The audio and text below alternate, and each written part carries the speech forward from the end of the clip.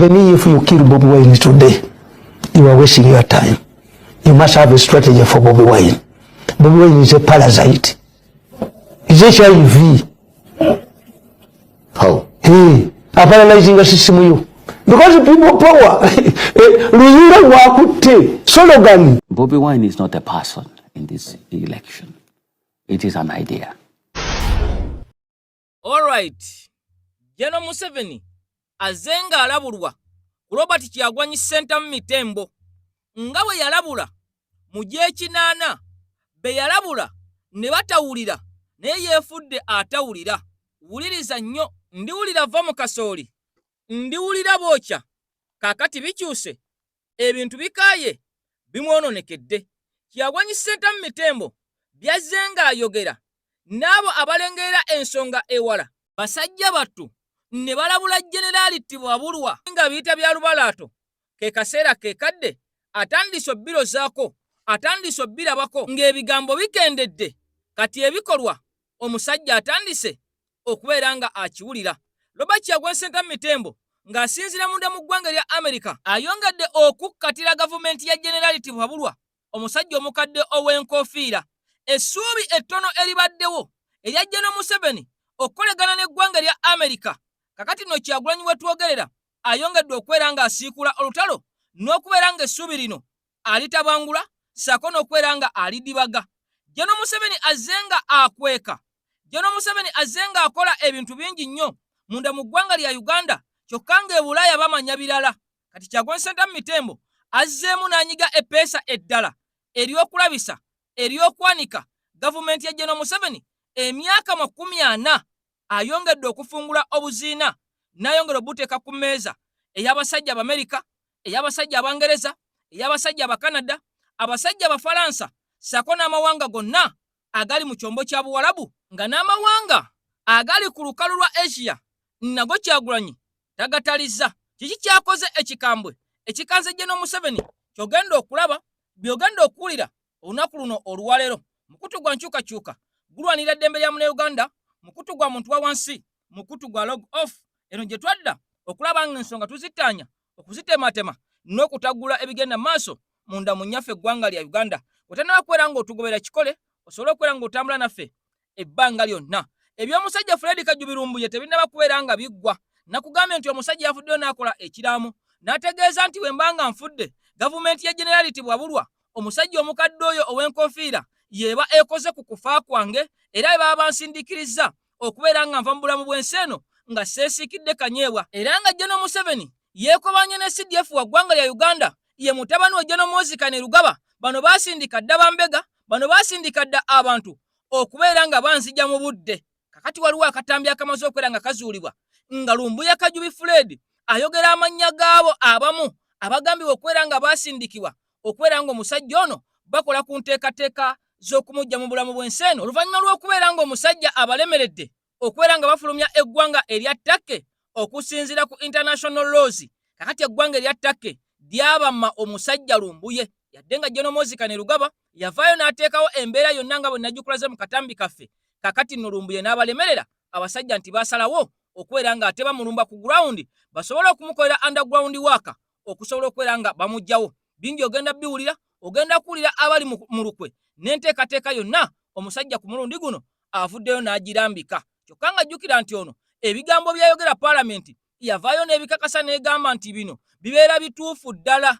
Kakati nno biba nga bituufu ebigenda mu maaso emengo ku Ssaabasajja Kabaka, tulina kubeera nga ate mukwano gwange twongera kubeera nga tumusabira. Wabula bino byonna nga bigenda mu maaso, ngenda kutegeeza nti munda mu gavumenti ya Jenerali Tibwabulwa, Robert Kyagulanyi Center Mitembo ensigo gye yasiga ng'omusajja omugenzi Jacob Oulanyah bwe yavaayo n'ategeeza n'agamba nti Kyagulanyi is an idea. Era n'omusajja tamala emirundi nga tannafa yavaayo n'ategeeza nti Kyagulanyi ne bwe munaamutta ekigambo pipaapa luyira lwakwata era tekigenda kubeera nga kizikira, tekigenda kubeera nga kikoma kyakutwalaganya gavumenti ya Tibwabulwa. Waliwo ebigambo ebivudde mu bavubuka byogenda okubeera ng'owulira, ogenda kwewuunya ti yadde nga Kyagulanyi tali munda mu ggwanga lya Uganda, bannayuganda bali ready, bannayuganda bamalirivu okubeera nga ate batwala struggle mu maaso okulaba ng'ensi yaabwe mukwano gwange efuna obuweerero. Naye nga sinaba kubeera nga ngenda wala, njagala osooka owulirize obubbi, njagala osooka owulirize obuyaaye, njagala osooka owulirize obwa mafiya obuli mu gavumenti ya Generality Wabulwa.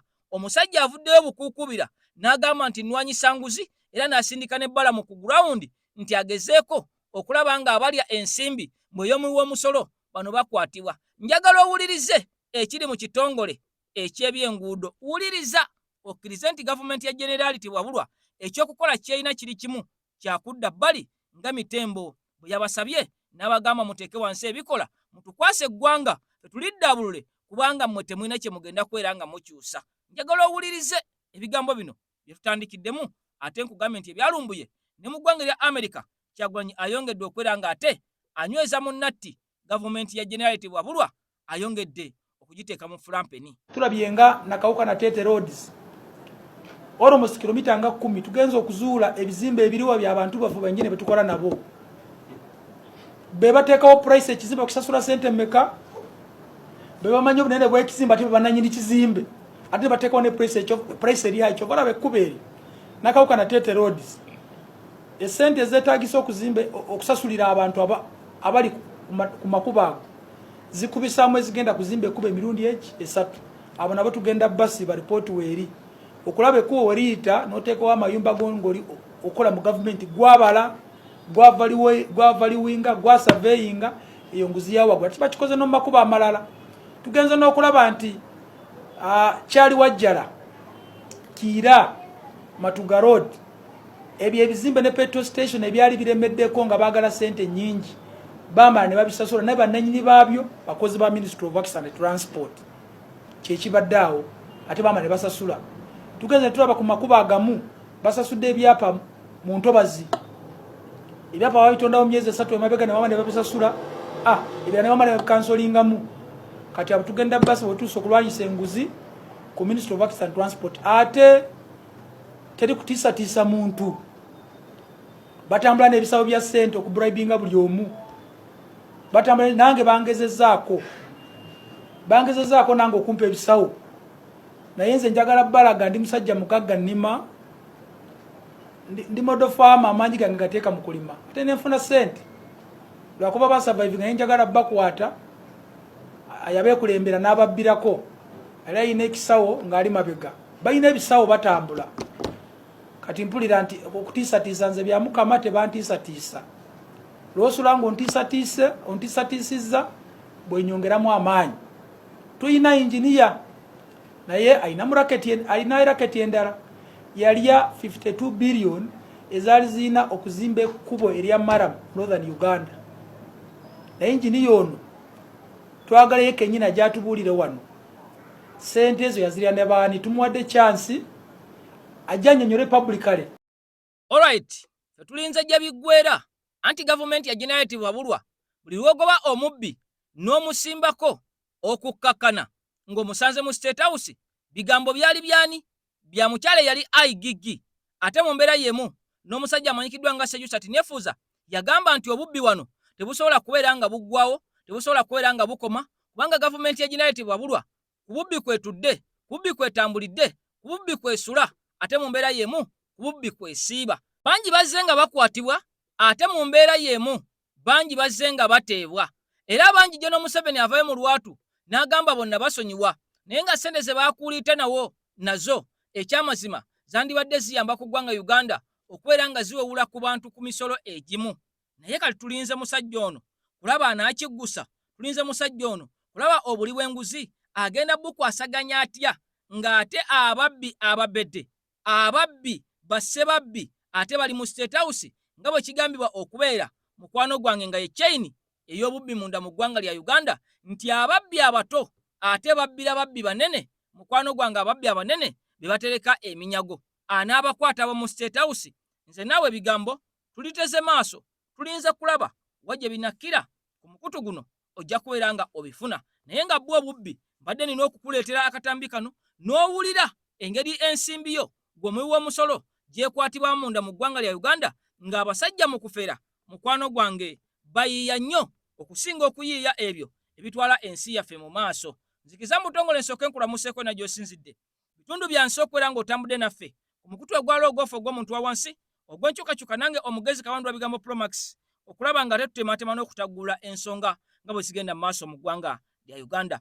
Maama mu ggwanga erya Switzerland ebigambo mbireese, ate muzeyi taata ye essala tuzimuwa okulaba nga ate addamu okubeera musajja wattu nga naye yeeyagalira mu bulamu bw'ensi eno. Mukwano gwange Kevin mutumiddeko, mukwano gwange Nikolai mu ggwanga lya Dubai, ebigambo bibino tandika okutambuza gwe tone mu ggwanga erya Japan, sako naawe godizimase ku TikTok, ebigambo njagala obitemeteme. Kakati nga tukyali bwe tuti, Robert Kyagulanyi Ssentamu Mitembo azenga alabula Gen. Museveni ku bigenda maaso munda mu ggwanga lya Uganda ng'amugamba akadde okyakalina, wandibadde otereeza, wandibadde weesonyiwa bannayuganda, nodda erwakitula n'otuula ffe n'otukwasa eggwanga lyaffe. N'amugamba okyalina chansi, naye chansi bw'enaavaawo bannayuganda ne bagamba nti ekimala kimala, kati tukoye tugenda kujjako ku mpaka ku ddembe, kubanga constitution y'eggwanga Uganda ekitulagira. Omuntu yenna kasita agezaako okufunya constitution eno, mulina okubeera nga muyimuka, mulina okubeera nga musituka, oba okutte ki ky'okutte kyonna, okubeera ng'ogirwanirira, okubeera ng'oteeka waggulu ekitiibwa kya ggwanga lya Uganda. Nga Kyagulanyi alabula Gen. Museveni amugamba akadde kakuggwako, wandibadde okola bwangu bwangu n'owaayo entebe n'owaayo obuyinza mu mikono gy'abannayuganda. Gen. Museveni teyawulira. Abantu bangi abazze nga bamulabula, n'aba NRM bennyini ate bwe bamulabula abafuula balabe be, bwe bamulabula alaba nga bamulengezza, bwe bamukubira ttooki mu maaso ne bamugamba nti Kyagulanyi is an idea. Musajja wattu bano abamu ne ku mmaze kwe bakomekkereza, abasajja tebaddamu kulya muwogo era bafundikira abamu nga baziikiddwa. Kakati abamugamba nti Kyagulanyi Ssentamu Mitembo ne bw'omutta ne bw'omugjawo, Kyagulanyi yamala dde okubeera ng'ateekawo omukeeka ensi Uganda kwegenda okutambulira ekiseera ekijja, tebaali balimba. Kati Kyagulanyi ng'ali munda mu ggwanga lya Amerika, njagala owulirize ebigambo bino, njagala olabe akatambi kano, okkirize otegeere nti yavaayo n'ategeeza nti gurupu ya Kyagulanyi ngenda kugimalawo. Ekyamazima kye yali ayogerako yali takinoonyerezaako, kye yali ayogerako yali takimanyi, era kye yali ayogerako ne gye buli kati alabika takitegeeranga nti Kyagulanyi yamala dde okubeera ng'ayalawo omukeeka. Essaawa y'olunaku olwaleero ne bwafa nga tamala emirundi bwe yakugamba, Kyagulanyi yamala dde okubeera ng'ateekawo mustawa, yamala dde okubeera ng'ateekawo layini, yamala dde okubeera ng'ateekawo ekkubo bannayuganda kwe bagenda okubeera nga bayitira, mukwano gwange okubeera nga beenunula. Njagala olabe, njagala owulirize ebigambo by'ono omukyala. Ekyamazima bwe tubivaamu ngenda kutwala mu ggwanga erya Amerika, ate olabe Kyagulanyi kyayongedde okubeera ng'akola gavumenti ya General Tibwabulwa, omusajja omukadde. Ekyamazima egenda. Nsaba message eno ereme kwatibwamu nga ngenda gisindikira Gen. Kaguta Museveni ne gavumenti ye. Mu 1995 Mwai Museveni ng'amaze okuwamba obuyinza mu 86 wayita emyaka 10 n'atuula ne banne bawamba obuyinza bw'eggwanga nga batusuubizza enfuga ennungi, enfuga ey'amateeka n'ebirala bingi. Bakola ssemateeka, naffe abantu b'Abannayuganda ne tusiima okugoberera ssemateeka oyo. Era njagala omujjukiza nti bo bennyini be bateesa ne bagamba mu kawaayiro ka ssemateeka wa Uganda akasooka nga boogera ku sovereignty oba obusukkulumu bw'Abannayuganda, nti ffe ng'Abannayuganda ffenna tugenda kuweebwa ekitiibwa. Naye kati abavubuka bajjudde mu makomera. Mbujjukiza nti akawaayiro akasooka bagamba nti obuyinza buli mu mikono gy'Abannayuganda. Ne bagenda bennyini mu kawaayiro ak'okubiri ne boogera ku supremacy eya constitution, ssemateeka, nti wadde ssemateeka waffe ffenna ng'Abannayuganda naye teri akkirizibwa kubeera waggulu wa ssemateeka oyo. Era ne bagenda mu kawaayiro akokusatu, article 3 of the Constitution of the Republic of Uganda, ne batugamba we defend that constitution. Bo bennyini batugamba mu 1995 wadde nga bwe tuzze tutambula bazze bagenda bamulongoosaamu mu ngeri ez'enjawulo.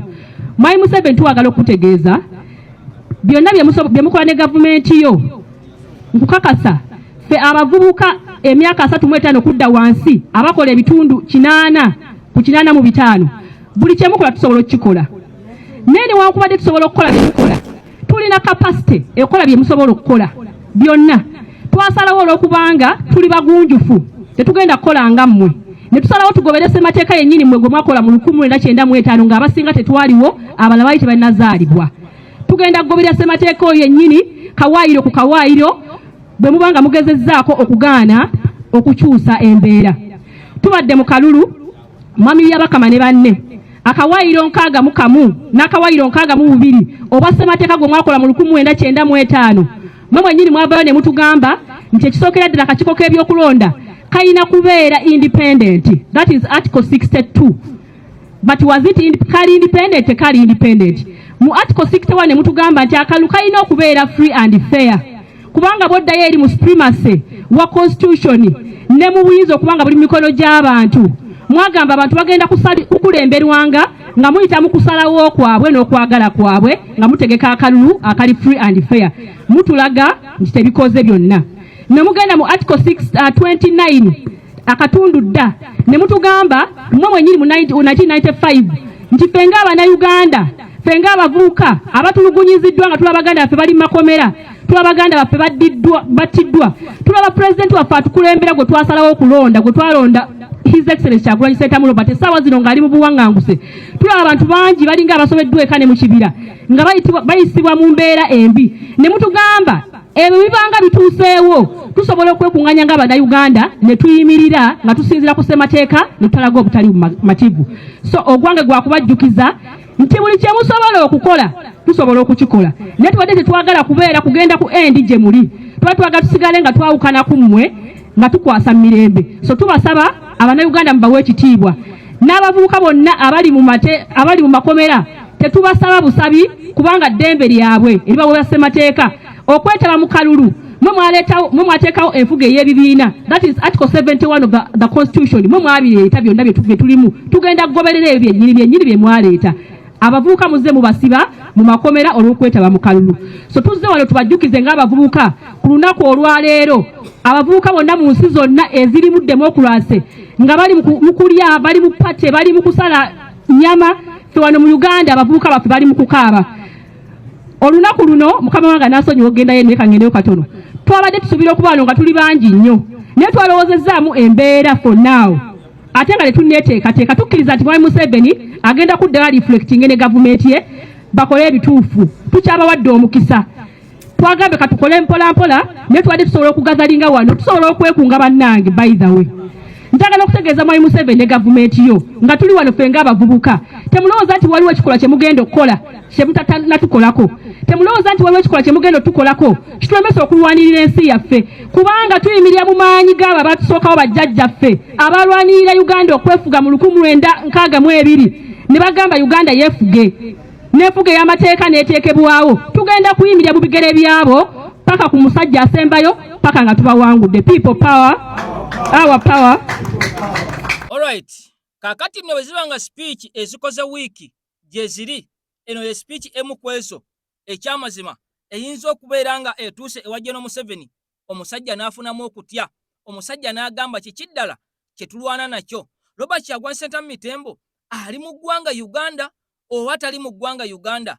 Ensigo kigi yasiga eno yagisimbisa bigimusa ki? Ekyamazima ebigiretera okubeera nga emeruka buli kadde ng'eremeruka n'abantu ab'enjawulo mu vibe ey'enjawulo mu maanyi ag'enjawulo. Ebigambo nga bino abasajja ng'akutte ensi emyaka 40 abatabisuubira kubeera nga ate waliwo asobola okuyimirira oba okutuula n'akwatwa mu zindaalo n'abimwolekeza mu kamera n'amugamba saagala mu bitememu, njagala obubaka buno mbusindikire Gen. Museveni.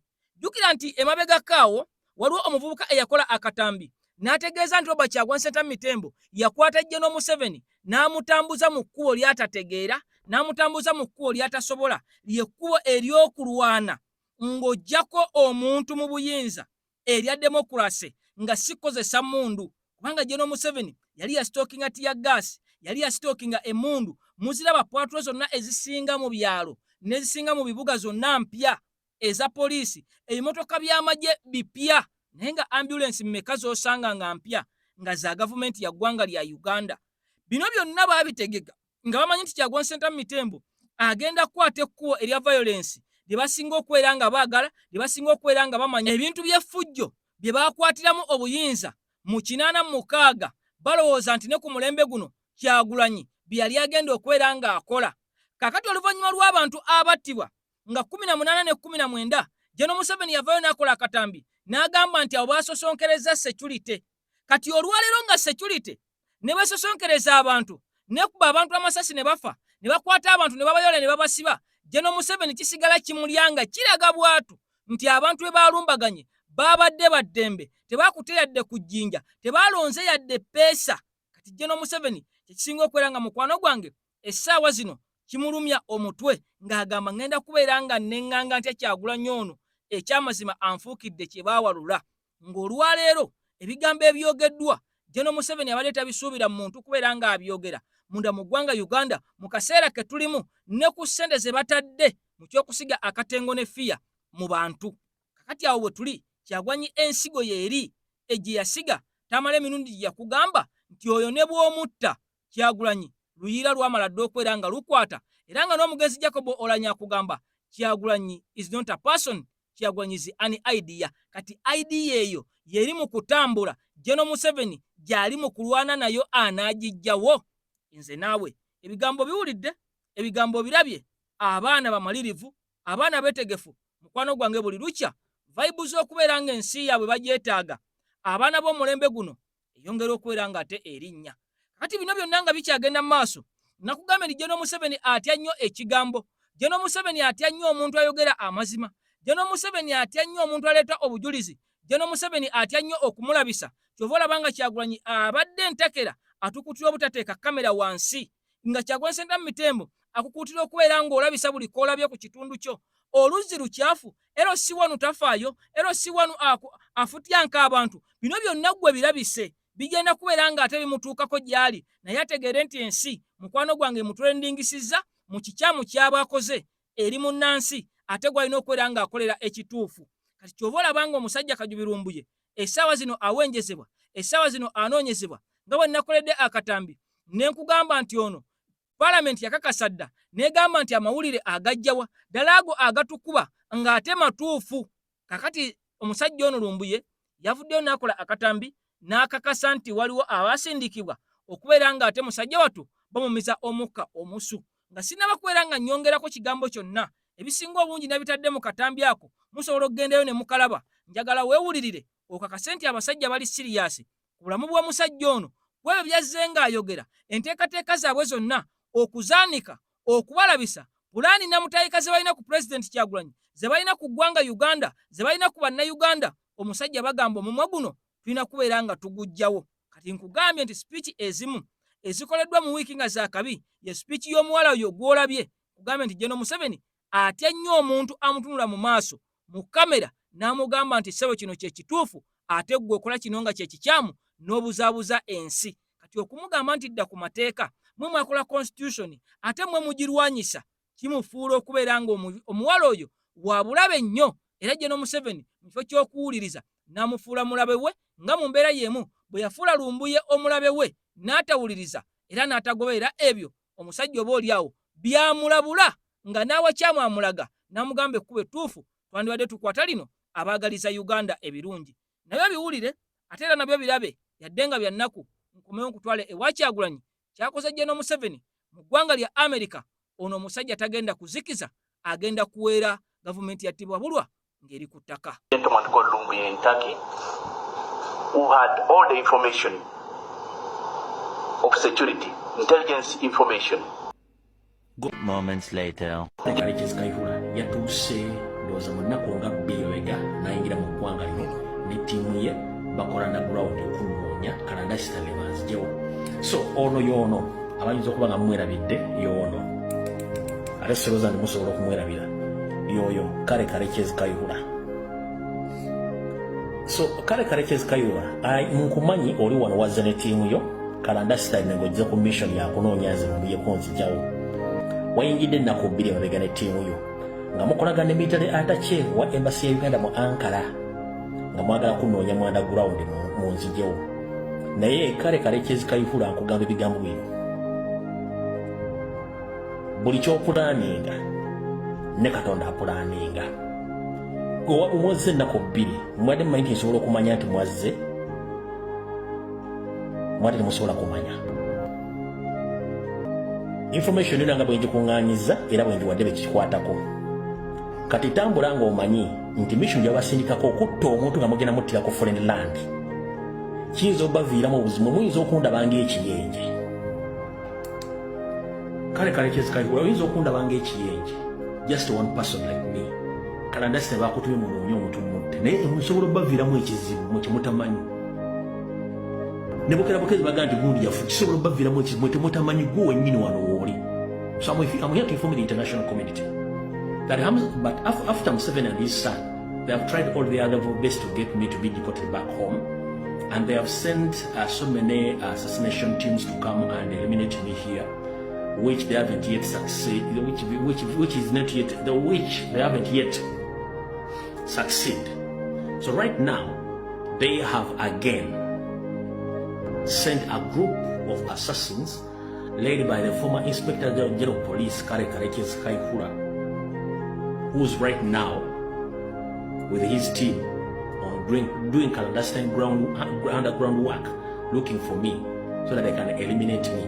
So Mr. Kayihura, I know you are here with your team looking for me. I've already gathered the information and I've forwarded the information to the concerning authorities. So whatever happens to me, it might cause catastrophe towards you as a person and the government of Uganda. So you might think that you are dealing with someone who's just there. Yes. Killing a person in a foreign land by a foreign country, it can cause catastrophe. So the problem you have, you guys from Rwanda, you think that the only political solution you have on table is to kill people. Yes, you might kill me, but there are more people who are ready to enter into this struggle straight away. So you might think that you are going to eliminate me to be the end of anything. No, it won't. There are so many people willing to enter this struggle in all way possible. So me, I'm not intimidated and I'm still strong. So do whatever you think it is right for you, but you are doing and you are taking a wrong move. So Kayihura, the former Inspector General of Police, I know you are here in Tukiye with your team, with the help of military attaché of Uganda in Ankara, looking for me, and I know. And I've already forwarded the information. And I know what it means if you engage in any mission of killing a foreign person in a foreign land. You know what? This is not Africa and this is not Uganda, whereby you send people and search for someone and they kill them and you come out with fake reports. You think this is not Uganda. The entire country is covered with the cameras. They know a person who entered here. They know exactly what brought you here and they are monitoring your movements. So be very careful in whatever you're doing, because we may have information that you came here 2 days back with your team, with the help of military attaché of Uganda in Ankara, and Uganda military attaché in Ankara, with your team looking for me. I'm here. But stay warned. Stay warned. This is not Uganda and this is not Africa. So mukuru njagadde enseetegeere wawooli n'ekyakuleese limwagala okukola naye ensi ebalaba. Ekyo sekintiisa nsubanga njja nenkola video kuba mmanyi ku ggwanga lyange komujja okunzitira. Temujja kunzitira mubiboozibozi bya kisiru, mujja kunzitira ku ggwanga lyange kubanga bennwanyisa mbamanyi. Temulina nsibuko mu Uganda, koberegwe kale Kayihura tolina nsibuko mu Uganda. Buli muna Uganda avaayo okwogera ku nsonga z'eggwego mwagala musirise, ekitajja kusoboka. Mudde wammwe Rwanda, mudde Rwanda ng'obudde Rwanda butuuse. Nekibalemeza muyinza kuba mwagala kutta, mulina emisango mingi egy'okuddamu. So njagadde enseetegeere biki ebigenda mu maaso, naye wendi ate sitiisibwatiisibwa. Kuba mwe kimwagala kiri ekintu kimu oba bibiri. Mwagala nti bankwate banzize ewaka. Kimwagala kiri kimu, information enjijjawa nga mwagala funa abantu abo. Ekyokubiri, mwagala nga ndi mufu oba kunkuba mpiso zaabwe. Tekimulina solution endala. Temulina kyemusobola gattako. Kubanga buli kimu kitya, aboogera mubatya, abasirise mubatya, n'abakola bizinesi zaabwe ng'afunye kasente mumutya, kiki mutatya. Kubanga muli mu nsi enkya mufuga abantu abakyamu. Ate n'okusituka wana Uganda nako kubatiisa. Kati mwagala ki? Naye nkojjukiza gwe kale Kayihura ne ttiimu yo yonna gye wakozesanga mu boda 2010 ngimanyi. yonna ngimanyi okuva ku A paka ku Z. Ne rekodi zonna zonna ezikulaga nti waliko mu kaduukulu ku misango gy'obutemu najo nzimanyi. Ne rekodi eziri mu kkooti eziraga nti oyina emmundu mu Uganda mwali mwagala kujja ku gavumenti nayo ngimanyi nga mwagala kutta bannayuganda. Kitegeeza bwe information tugirina. Kati go slow. I know you are somewhere in the hotel here in Turkey busy watching my live, and I know you are watching. Go slow. It's good to use this time to take care of your life, because I know you are not well. Take your alavis and a cup of juice, sleep well. You understand? You are not well as a person. Please take your ARVs and a glass of juice, relax. Interfering with my services or my work here in this struggle of liberating my country.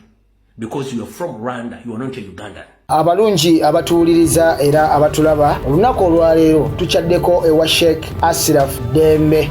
Sebo sanyusa okubalaba amannya agange nze Sheikh Ashraf Dembe akola ku bizibu by'enjawulo. Omuntu singa aba alina ebirwadde musomereddwa tumuwa amazzi ga lukuya nga bw'obadde ogalaba tugenda abantu ku kyoto ne twokya emizimu emibi egibabaamu n'okulomba edduwa. Abantu singa abeera ng'ali wano atuuse sobola okumulombera edduwa ne waba atatuuse nga mpadde amannya ge naye ng'ali wala maneetaase. Enamba yange yeno eri 0707363711. Namwe banyinaffe abali ebweru oyagala okuba nti oyagala okulombera ku dduwa ng'olina ebizibu visa zibuze amaka gakolongotana sente zikola zimpita mu ngalo ojja kumpeereza ekifaananyi kyo n'amanyago ebyo byokka bijja kummala nja kulombera edduwa ojja kutereera. Olunaku olusembayo mu mwezi mba n'edduwa eyawamu ffenna n'abalwadde bange abakadde n'abapya. Mwantaginze mu post eno actually messages zamwe nazirabye nga munsaba obubaka buno mbudde mu Luganda oba mbuvunira oba buteke mu video. Actually kansoke yonna njikuyitiremu. When the young people of Uganda organized anti-corruption marches in 2024, Museveni boldly declared war on them, saying they were playing with fire. Indeed, those who attempted to protest were abducted or arrested and subjected to untold torture, including sexual assault and rape. That was Museveni protecting corruption and the corrupt. I have now seen Museveni's ministers running up and down, purportedly exposing the massive runaway corruption at various ministries, agencies and local governments. First, they're helping confirm what we've always said, that the regime is simply a criminal enterprise masquerading as a government. You hear of the scandals in his government and shudder. They are telling you that on average, constructing a public road, hospital or school costs 5 or 6 times more than what should be spent. Because these officials are always inflating the cost of every government project. Now, no wonder those thieves who should be public servants always do everything possible to protect the regime, because they know that it would be game over for them when government changes. In fact, they invest so much of that stolen money in ensuring the regime remains in power against the will of the people. The people of Uganda must remain steadfast and not be distracted by the superficial crusades. They are not capable of tackling the problem. A serious government faced with such evidence of failure and rot for 4 decades would simply resign. What these ministers are talking about does not even account for 1% of the mess. Corruption begins right from the State House and spreads like a cancer to all institutions. A former IGG talk of how every time she tried to go for the real mafias, the big fish, she would find them hiding behind Museveni's back. We've all seen how he uses hundreds of billions of public funds to engage in open bribery during elections. We've seen him bribe MPs with billions to pass oppressive laws. We've seen how he's always in the market trying to buy off political opponents at all levels. We've seen him award government contracts to friends and relatives without following due process. We've seen him engage in the worst forms of corruption, cronyism, and nepotism. We've seen him abuse and run down all institutions of state with impunity, parliament, the judiciary, etc., We've seen how he's insert trillions in every budget for classified expenditure, with only him knowing what that money does. And each year, he comes back for supplementary budgets, money, most of which is borrowed. He is the chief priest of corruption. The scandals that have taken place under his watch are too many to mention. Worse still, he has presided over the most disgusting levels of electoral fraud not seen elsewhere in the recent past, going to an extent of rigging LC1 elections conducted by lining up, shamelessly declaring NRM candidates winners, even when some of those declared got 20 votes against the opponents with over 400 votes. To date, Byabakama has failed to release the DR forms, the basis of which he declared Museveni elected with 71%. Because he knows the people's vote was just grabbed on gunpoint. All that is corruption. Therefore, Museveni's regime lacks any moral authority to say anything about corruption. Some of his appointed ministers are known thieves and plunderers. We all remember how he personally frustrated the former IGG's initiative on lifestyle audits of public officials. In short, a government that is built on and survives on corruption cannot fight corruption. The talk of exposing and fighting corruption is part of the politics that he has played on our people for decades. The people of Uganda deserve a government of their own choosing, a government which they can hold accountable, a government of the people, by the people, for the people. Wow, that was powerful. Yeah, your statement. Of course, African State Akugambi, a former IGG, talked of how every time she tried to go for the real mafias, the big fish, she would find them hiding behind Museveni's back. Gwayagala ati Ayogedde Kaweddemu entajojo gisanga. Yajiwandika ennaku z'omwezi zaali 7 mwaka gwa 2018. Mboni yali muri agonja, I believe, maybe during those days. So, yeyo statement teyabalese kyekimu kiki buli kimu yakikonyeeko bulungi. Kati katugende, of course, mpola step by step kuddiramu bulungi. Of course, His Excellency Kyagulanyi yatandise nga akujjukiza Uganda, abaana abato organizing anti-corruption marches mu 2024. Mukyajjukira during those days, parliamentary exhibitions, against Anita Amongeri yaddukanyamu parliament ebiseera ebyo. Mujjukire bulungi nti kyazulibwanga parliament yali ekozesa 2.65 billion on a daily basis. 2.65 billion on a daily basis. 2.65 on a daily basis.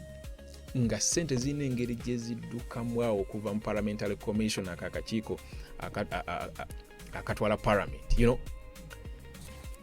Ne corruption scandals endala ezafuluma ebiseera ebyo okuva mu August House. Abaana abo babagulako olutalo. Era Museveni ebiseera bwe yagamba nti nno they were playing with the fire, bali bazanyisa muliro. Bino bigambo bya Kyagulanyi akujjukiza. Era nakujjukiza nti bonna aba protestinga bakwatibwa, ne baggalirwa, ne batulugunyizibwa, ne batuusibwako n'obulabe nga bamu bakwatibwa.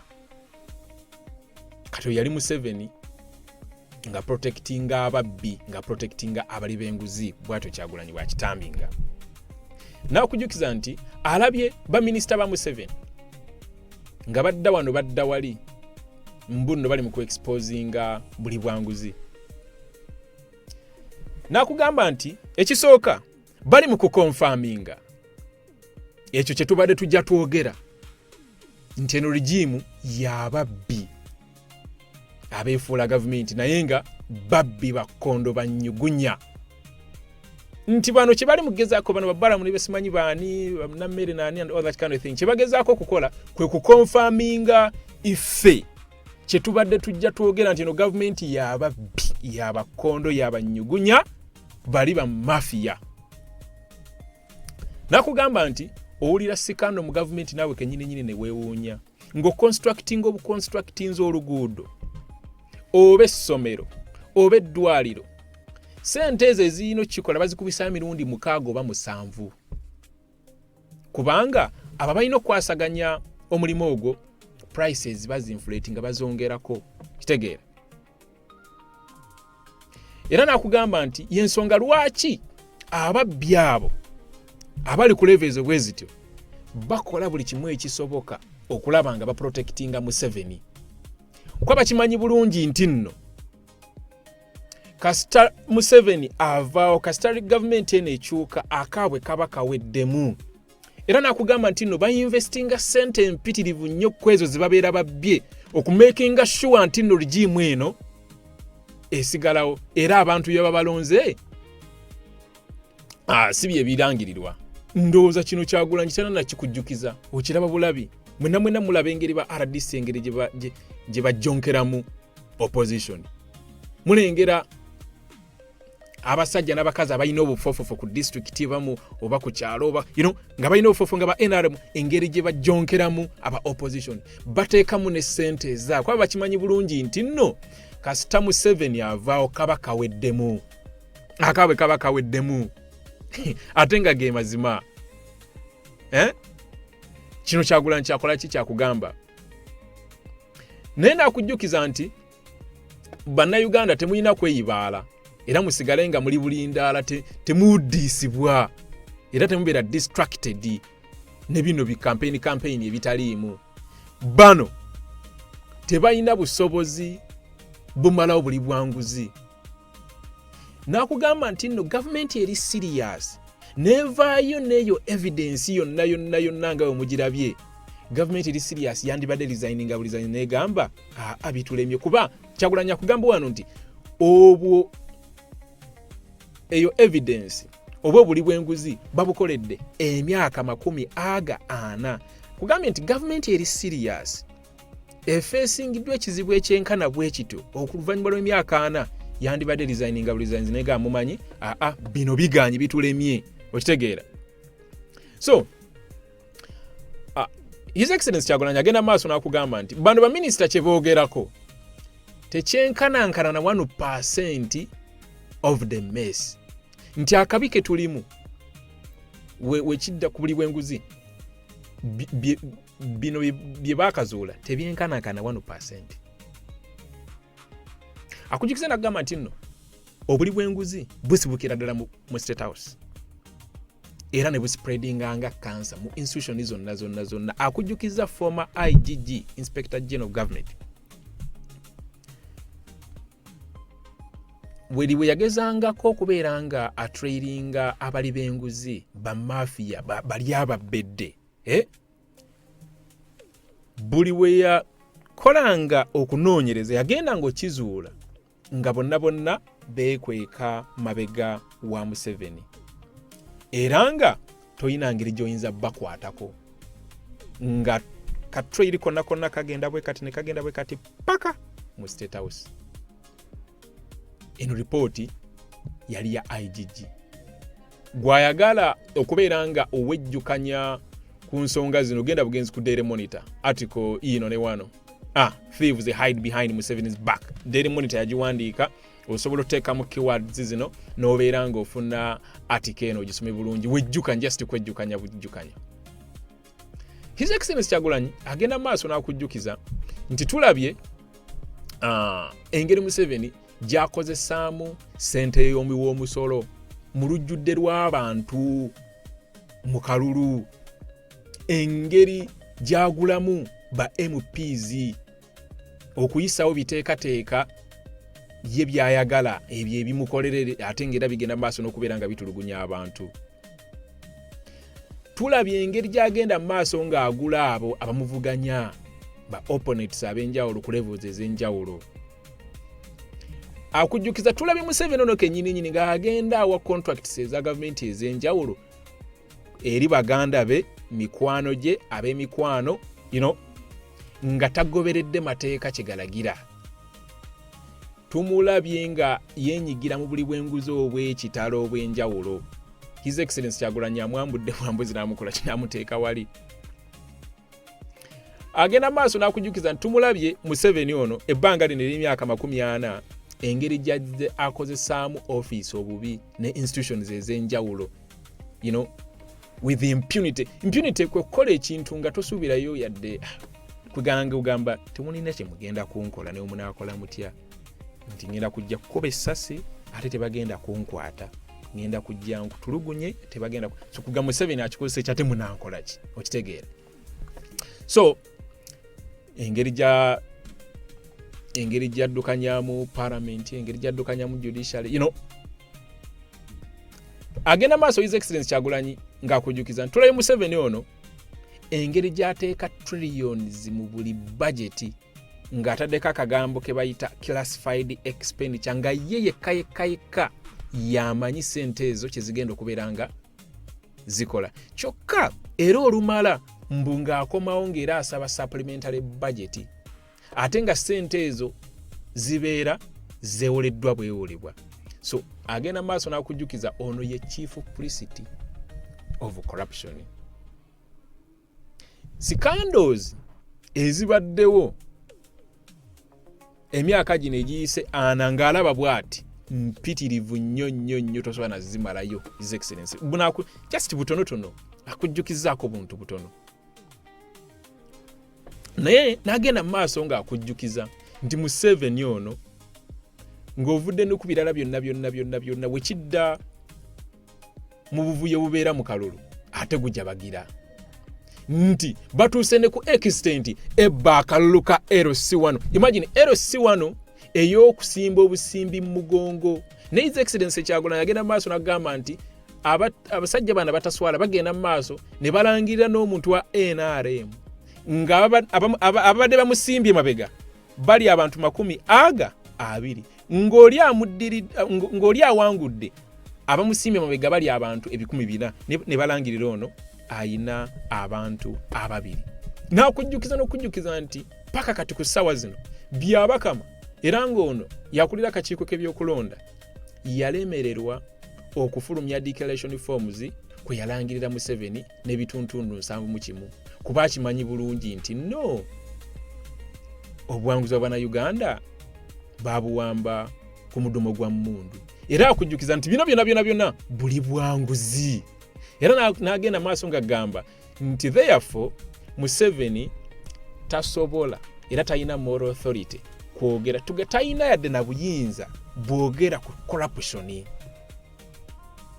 Ba ministers bano be yalonze abasinga abamu ku bo, some of his appointed ministers bamanyiddwa babbi banyugunya bakondo.